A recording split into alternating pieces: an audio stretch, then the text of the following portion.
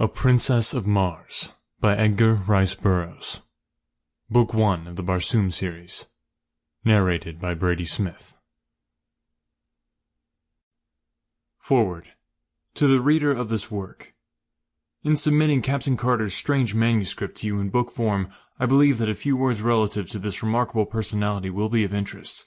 My first recollection of Captain Carter is of the few months he spent at my family's home in Virginia, just prior to the opening of the Civil War. I was then a child of but 5 years, yet I well remember that tall, dark, smooth-faced, athletic man whom I called Uncle Jack.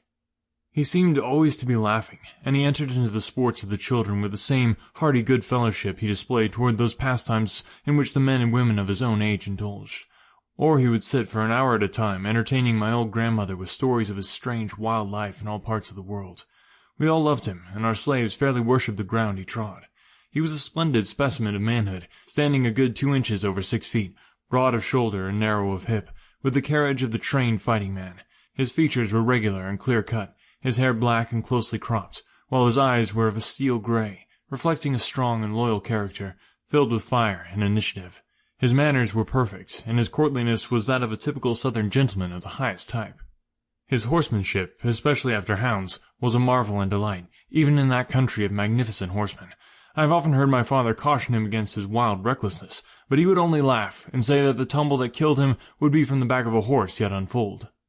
When the war broke out, he left us, nor did I see him again for some 15 or 16 years.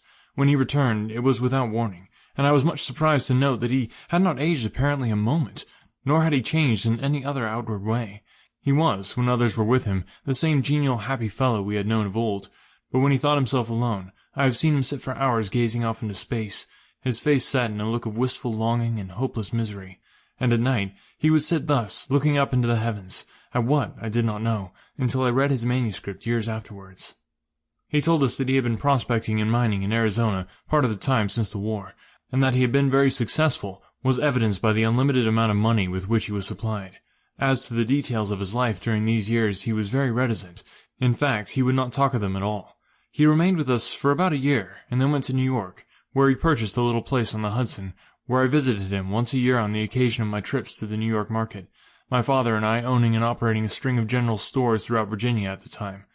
Captain Carter had a small but beautiful cottage, situated on a bluff overlooking the river, and during one of my last visits, in the winter of 1885, I observed he was much occupied in writing, I presume now, upon this manuscript.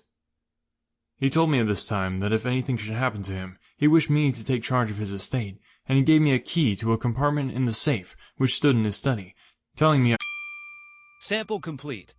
Ready to continue?